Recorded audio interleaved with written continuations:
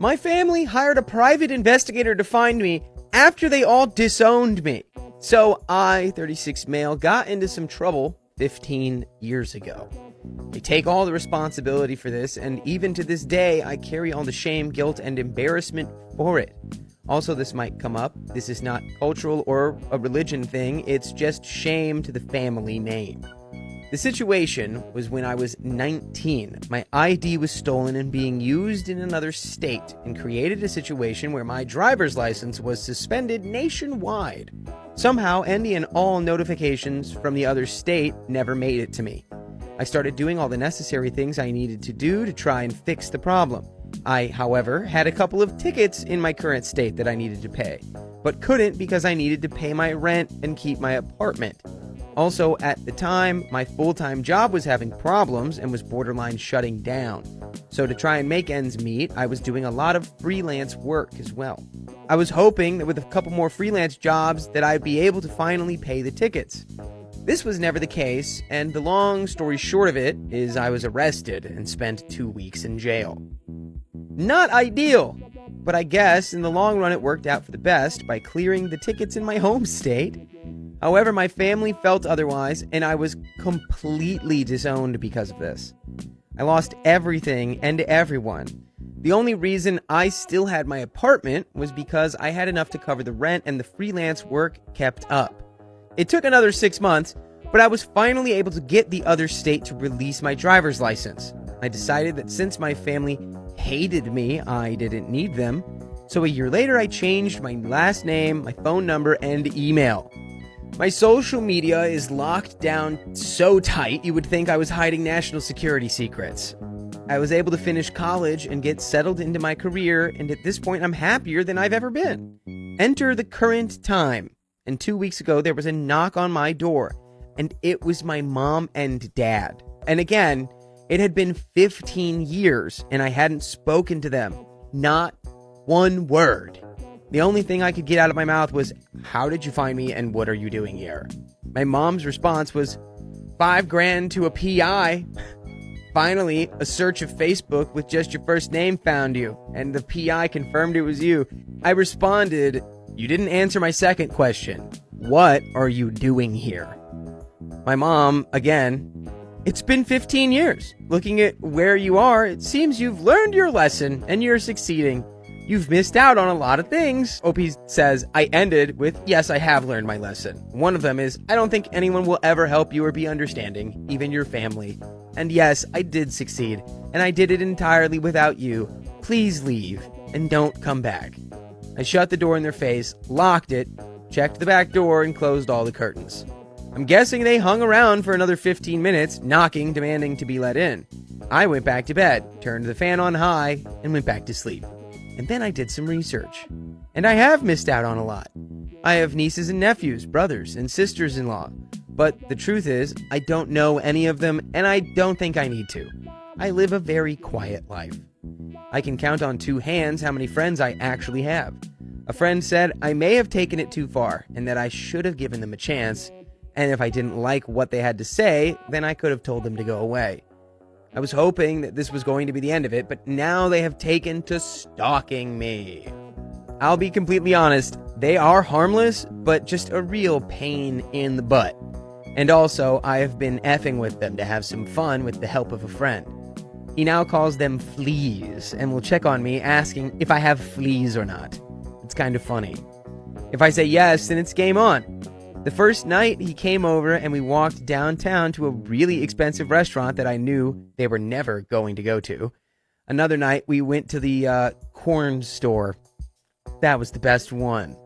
This past week, the way my days off fell, I had a 5-day stretch, so I decided to go to the city for a few days. I'm walking distance to the Amtrak station, and they followed me. I kept my AirPods in the whole time, and I know they were trying to talk to me, but I ignored them the entire time. People on the platform even were letting me know that they were talking to me, and I said that I know, but I don't want to deal with them. The train came and I got on and left them to watch. I loved it. It got to the point I finally had to acknowledge them. They weren't going to go away, so we met at the park across from my apartment, and I didn't hold anything back. I told them this was the one and only time I was going to talk to them. I took a page from the Matlock series and told them I was their judge. I was their jury. I then told them that as far as I was concerned, they were guilty of anything and everything, and all I was doing was hearing what they had to say before I walked away from them. I asked them why now, after 15 years, are they demanding to be back in my life, and why they made the decision they did to disown me. They told me that I ruined the family name, and that the shame I brought to the family was horrible, and that this was the only way to make it right, to get rid of me. They said that recently my name has been coming up in conversation, and that the family has grown with a lot of new people. That brothers and sisters-in-law are asking questions about who is Brinley. That I have a niece who they think I would love and get along with, and the same for a nephew who was born last year, and now should be the time to fix things. They said that looking at my apartment and the life I had, that I must have learned my lesson about being a better person and managing my life better. I finally cut them off and told them I couldn't stand to hear any more. I was at the point I could hear my heart beating in my ears.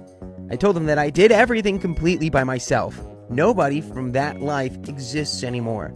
Not one person. They just need to tell everyone the truth, that I was in jail for 2 weeks, and because of this, the decision was made to get rid of me.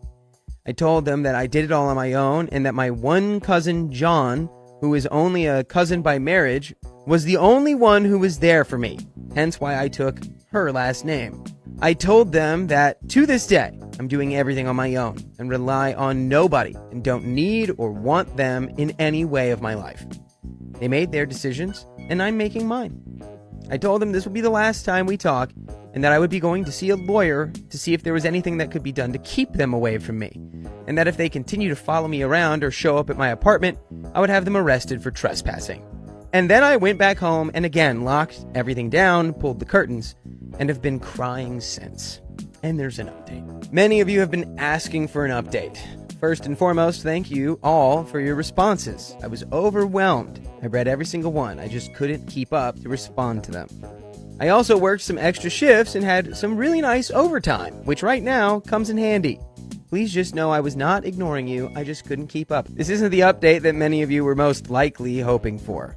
I have not heard from my family since I confronted them. I am hoping that it's all done and over, but at the same time, I'm thinking that they are trying something else. I wanted to address some other things. Many are saying that they are out for money or body parts, that they see I'm successful and such. I can't see this being the case. I truly don't think it's for money. If they were able to drop $5,000 for a PI, then I can't see them hurting financially. My dad worked as an ORD for his entire career and made good money. My mom worked for a global corporation as a historical document manager. Others said maybe they need body parts. I can't see this being the case either, because all of these would have been mentioned the first or the last time we talked. People have mentioned that they see me successful and want in on it, and take credit for saying that they are responsible for that in how they treated me. I'm successful in my own way. My education is in healthcare management and I work as a unit secretary. I have been here for a while and I truly love my job. I'm at the top of my pay scale, and that's okay. I have made a life for myself. Yes, I do have some money stashed away. I live below my means to do what I have done. I'm single, no kids, so it has allowed me to save money. And now, on with the update. I have not heard from any of them since the last time we met, where I confronted them. I'm hoping that they're just gone at this point. I truly don't want anything to do with any of them. I don't care that I have nieces or nephews, or that I have new brothers and sisters-in-laws. I would have to know my sister and brother and my parents to know all these new people. And frankly, all of them are strangers. And it just brings up a lot of bad emotions. My cousin Jean is the only person who I have anything to do with, and she has been my rock. I can't begin to thank her enough for all she has done. She has been on vacation for a few weeks, so she doesn't know much of what happened. She got back and came over the other night. She showed up with wine, pizza, and cheesecake. God, I love that woman. I opened the door and was greeted with, "The wise woman has arrived and has brought the makings of a great evening." I started crying to her response. "However, it looks like I should have arrived a few days ago," said Jean. She sat everything on the counter and just hugged me to get me to calm down. Finally, as she opened the wine and fixed up dinner, I told her everything. At the end, she got a vindictive smile on her face and was like, "We need to talk. It's time for some old family secrets to be told. She started with telling me that regardless of what others had said, what happened wasn't my fault. I was stuck in the perfect storm, which just blew up. She told me she saw my folder that had all of the work I had done to fix the problem, but it just didn't go fast enough. She reminded me that I didn't hurt anyone. I wasn't dealing out substances or anything like that. I was just stuck in a situation that didn't get fixed fast enough. She went on to tell me that it was no surprise that when I did the name change, that I chose the one I did. Come to find out, it was the last name I was born under, which was my grandmother's, my mom's mom, my grandmother's maiden name. Jean said, "Don't let your parents fool you. They are not the pure pillars of community that they want you to believe."